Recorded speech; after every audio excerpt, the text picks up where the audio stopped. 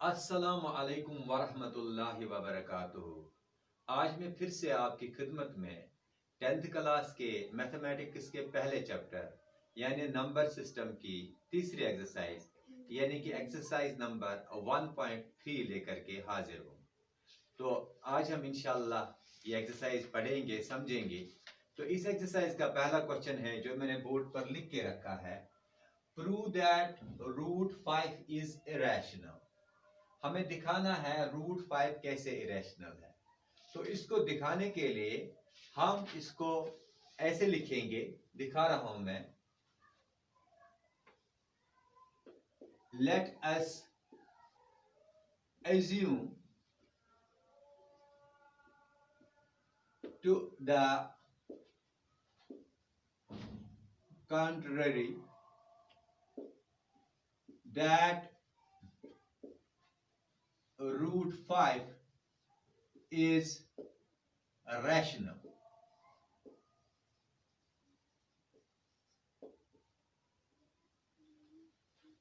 हमें √5 को दिखाना है ये कैसे इरेशनल है। इसको इरेशनल दिखाने के लिए हम पहले मान लेते हैं ये जो √5 है अगर इरेशनल नहीं है तो रैशनल है। तो इसीलिए मैंने कहा let us assume to the contrary that √5 is rational. हम मान लेते हैं ये रैशनल। हम जानते हैं कि रैशनल नंबर जो होता है उसको हम लिखते हैं p/q फॉर्म में, where q is not equal to 0।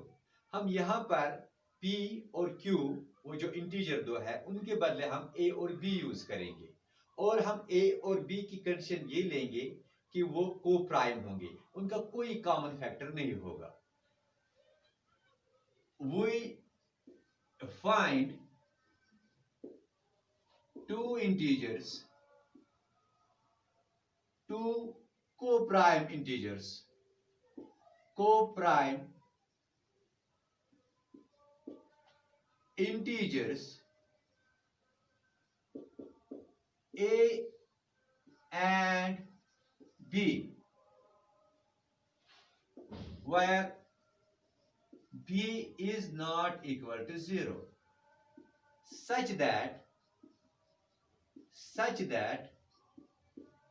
√5 is equivalent to a divided by b। हमें प्रूव करना है √5 इरेशनल है। हमने माना थोड़ी देर के लिए ये इरेशनल नहीं है, रैशनल है। तो रैशनल को हम p/q फॉर्म में लिख सकते हैं। यहां पर हमने लिखा p/q के बदले मैंने a और b लिखा यहां पर, यानी कि a और b दोनों इंटीजर हैं और ये को प्राइम है, इनका कोई कॉमन फैक्टर नहीं है और b 0 के बराबर नहीं है जो रैशनल नंबर की एक पहचान होती है। तो जब ये ऐसा है, अब हम इसके बाद इसको क्रॉस मल्टीप्लाई करेंगे, √5 into b is equal to a। ये b जो है डिनोमिनेटर में यहाँ a के, इसको हमने राइट हैंड साइड ले लिया। तो अब इसके बाद हम स्क्वायरिंग करेंगे, squaring both sides we have. अब हम इनकी स्क्वायरिंग करेंगे, √5b is equal to a। तो यहां से भी स्क्वायरिंग करेंगे और यहां से भी स्क्वायरिंग करेंगे। यहां पर √5 का रूट कैंसिल होगा इस स्क्वायर के साथ, लेकिन b के साथ स्क्वायर रहेगा। तो मैं लिख सकता हूं 5b² is equal to a²। अब यहां पर आप देख लीजिए, लेफ्ट हैंड साइड में 5 है, राइट हैंड साइड में a है। तो जब लेफ्ट हैंड साइड में 5 है इसका मतलब है ये a को डिवाइड कर सकता है। मैं दिखा रहा हूं यहां पे,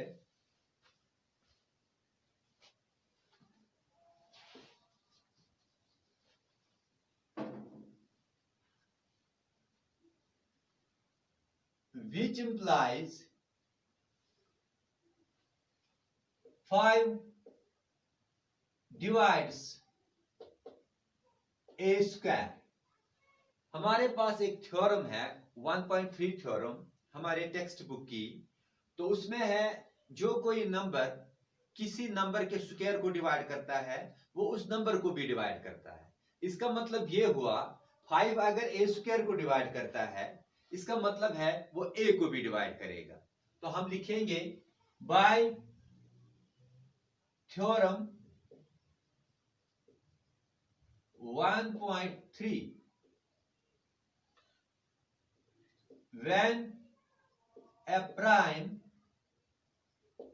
p divides square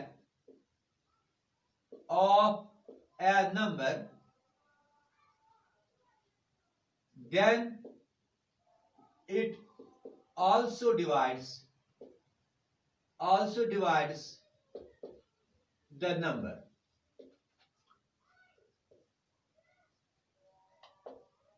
Which implies 5 also divides a. जब 5 डिवाइड करेगा ए स्क्वायर को, इसका मतलब है ये ए को भी डिवाइड करेगा। अगर आप देखेंगे कोई नंबर जो 5 को डिवाइड करता है, सपोज 5 को 5 डिवाइड करता है, अब 5 का स्क्वायर है वो 25 है, तो वो 25 को भी वो 5 डिवाइड करेगा। तो ये हमने लिखा।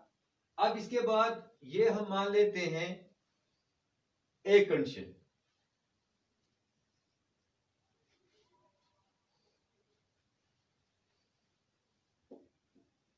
Let us take a is equal to 5c. a को हमने 5c के बराबर ले लिया। क्यों ले लिया? क्योंकि a डिवाइड होता है 5 से, इसका मतलब है a में 5 एक फैक्टर है। तो c क्यों फिर लिखा? c का मतलब है वो 5 1 टाइम्स हो सकता है, 2 टाइम्स हो सकता है, 3 टाइम्स हो सकता है, ये पता नहीं कितनी टाइम्स हो सकता है, इसलिए हमने लिखा a is equal to 5c। अब हम इसको सब्स्टिट्यूट करेंगे।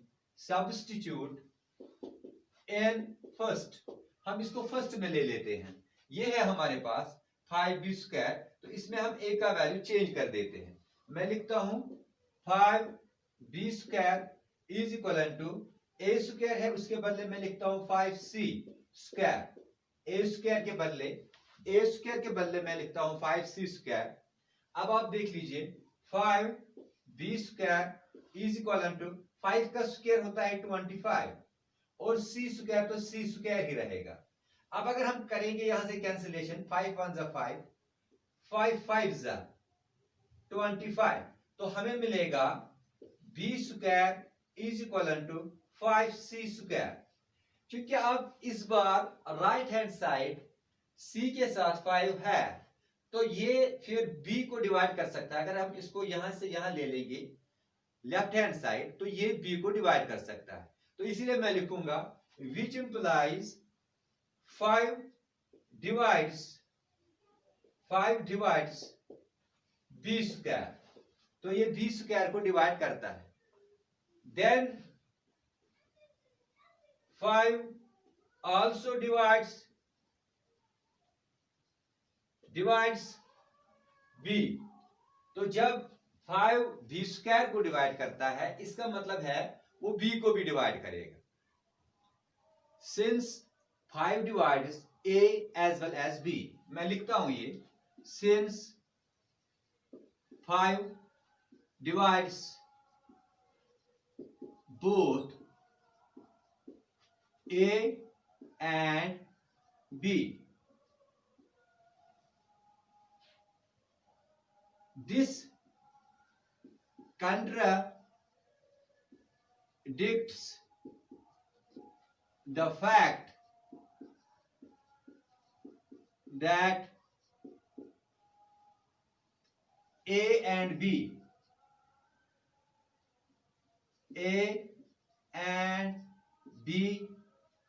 are co-prime। हमने पहले ही कहा था कि ये को-प्राइम है a और b, क्योंकि 5 दोनों को डिवाइड करता है। अब ये को-प्राइम नहीं रहते क्योंकि इनका कॉमन फैक्टर बनता है 5। तो ये क्यों हुआ है? ये इसलिए हुआ है, this contradiction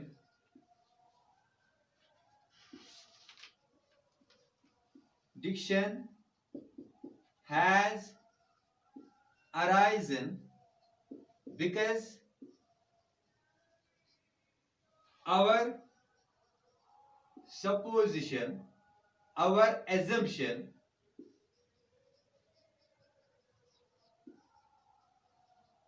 was wrong.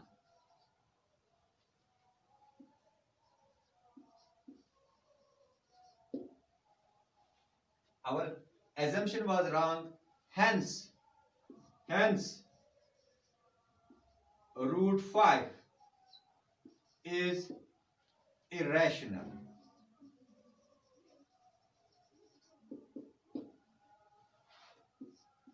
Not rational. तो इससे हमें पता चला रूट 5 इरेशनल है, क्योंकि जो हमने एजम्पशन किया था, एज्यूम किया था, वो सही साबित नहीं हुआ। वो इसलिए सही साबित नहीं हुआ था क्योंकि हमारी एजम्पशन रॉन्ग थी। जब वो रॉन्ग थी, इससे हमें पता चला रूट 5 फिर रैशनल नहीं है, इरेशनल है। तो ये क्वेश्चन हो गया। क्वेश्चन नंबर 2 है, prove that 3 + 2 root 5 is irrational. हमें दिखाना है ये कैसे इरेशनल है। हम थोड़ी देर के लिए मान लेते हैं ये इरेशनल नहीं है, रैशनल है। चलिए मैं लिखता हूं solution. Let us assume that 3 + 2 root 5 is rational. मान लेते हैं कि यह रैशनल है। Then we find co-prime A and B where B is not equal to 0 such that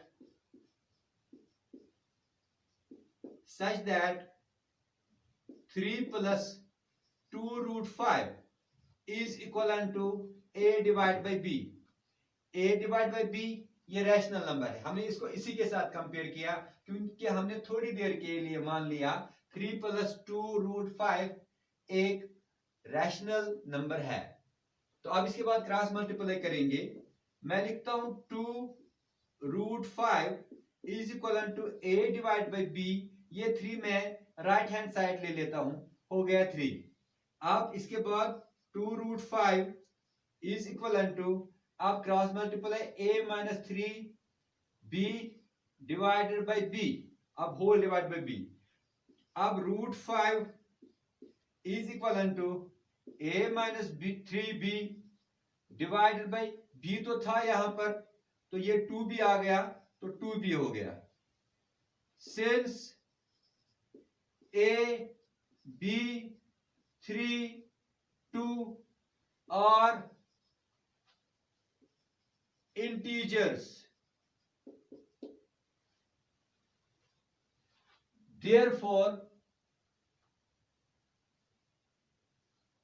A - 3B by 2B is rational.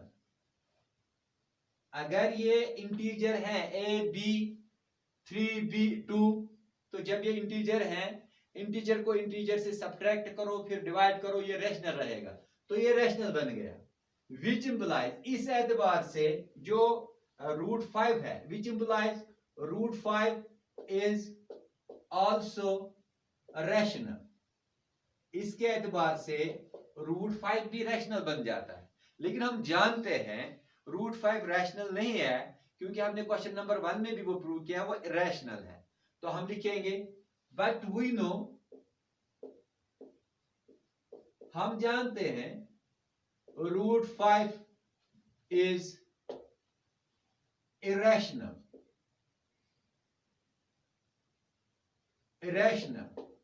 Therefore, तो फिर ये सारा नंबर ही इरेशनल होगा। Therefore 3 + 2 root 5 is irrational. तो ये रैशनल अब नहीं रहा, ये इरेशनल बन गया क्योंकि इस सारे नंबर में रूट 5 इरेशनल है, तो सारा का सारा नंबर अब इरेशनल ही बन गया। क्वेश्चन नंबर 3 में prove that the following are irrationals. हमें दिखाना है कि ये पार्ट और ये पार्ट 1/√2 7√5 6 + √2 हमें दिखाना है कि ये सब पार्ट इरेशनल है। सोल्यूशन 1/√2 इज इक्वल टू 1/√2, इसको पहले रैशनलाइज करेंगे, √2 से इसको रैशनलाइज करेंगे, रैशनलाइज, तो हमने इसको रैशनलाइज किया, इसके बाद ये बन जाएगा 1 × √2 होल डिवाइड बाय √2 × √2 स्क्वायर, तो ये स्क्वायर और रूट कैंसिल हो जाएगा, √2 डिवाइड बाय 2। अब हम लिखेंगे let us assume √2 divide by 2 is rational number. हम मान लेते हैं कि ये रैशनल है। Therefore, we find coprime A and B where B is not equal to 0, such that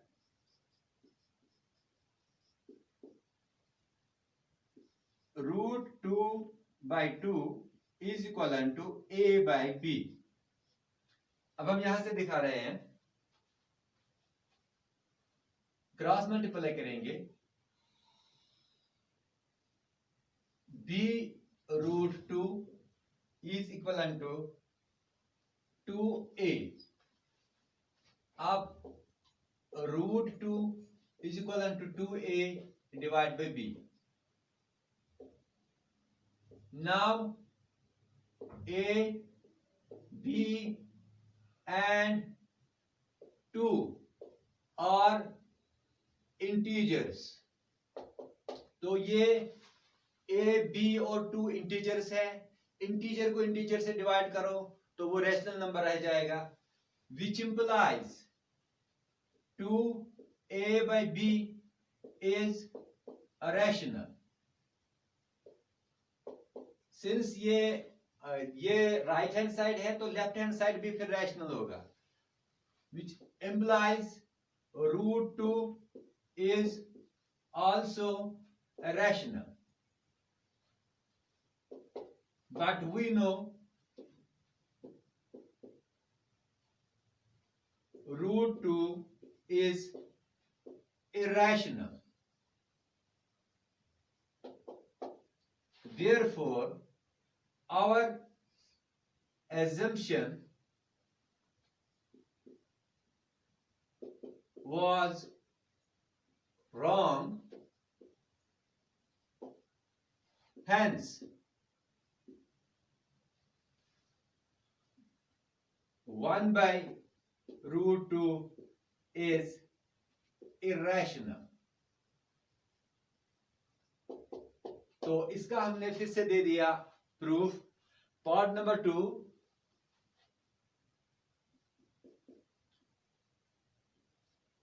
7√5, इसको लिखेंगे,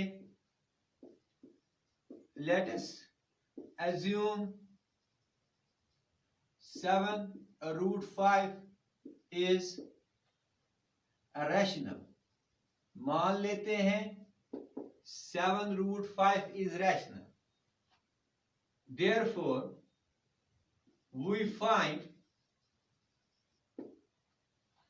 coprime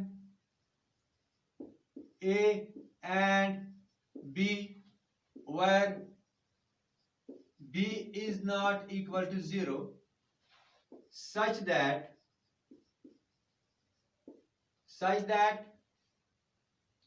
7√5 is equal to A divided by B। अब हम सेपरेट करेंगे √5 को, मैं लिखता हूं which implies 5√5 is equal to A divided by B। ये जो 7 मैंने नहीं लिखा उसको यहां लाता हूं, तो 7 आ गया यहां। अब हम लिखेंगे, अगर हम फर्स्ट भी इसका नाम दे सकते हैं तो मैं लिखूंगा now A, B and 7 are integers. Therefore, a by 7b is rational. चूंकि इतना सा पार्ट इसमें a और b और 7 आता है, तो जब हम एक इंटीजर को दूसरे इंटीजर से डिवाइड करेंगे तो वो रैशनल नंबर ही रह जाता है। तो इससे पता चला ये जो right hand side a by 7b है ये रैशनल नंबर है। फ्रॉम फर्स्ट, जो फर्स्ट इक्वेशन है यही, √5 इज ऑल्सो रैशनल। तो इससे पता चला √5 भी रैशनल है। तो थोड़ा मैं यहां लिखता हूं, but √5 is irrational.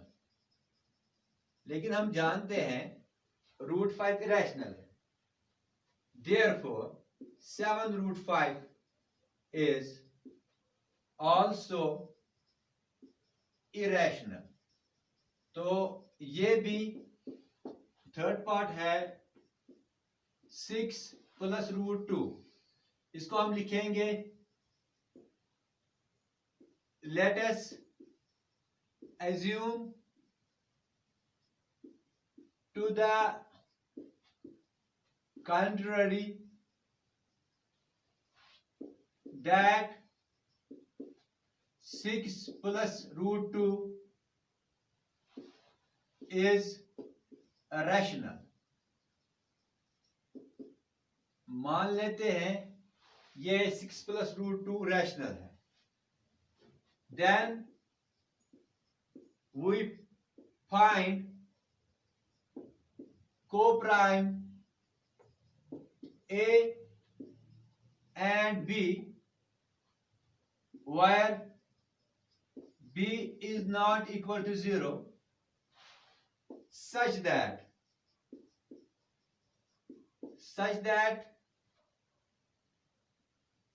6 plus √2 is equivalent to A divided by B. अब हम √2 को सेपरेट करते हैं, √2 is equivalent to A divided by B, और ये जो 6 यहां पर है, अगर आप चाहें B से पहले उसको लिखें क्योंकि ये यहां डिवाइड में जाएगा। अब हम फिर से लिखेंगे, since A, B and 6 are integers, therefore A by 6b is rational. यहां पर बाकी लिखते हैं, अगर हम फर्स्ट इसका नाम देते हैं, फ्रॉम फर्स्ट √2 is rational. तो फर्स्ट से हमें पता चलता है अगर ये रैशनल है तो ये भी रैशनल हो गया। राइट हैंड साइड तो रैशनल है तो लेफ्ट हैंड साइड भी रैशनल हो जाएगा। But we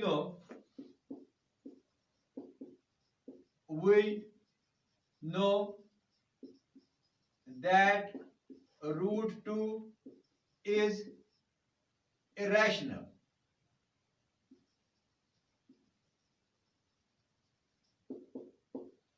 Therefore 6 plus √2 is also irrational. तो इस तरह से ये एक्सरसाइज कंप्लीट हो गई। इंशाल्लाह नेक्स्ट एक्सरसाइज में मिलेंगे।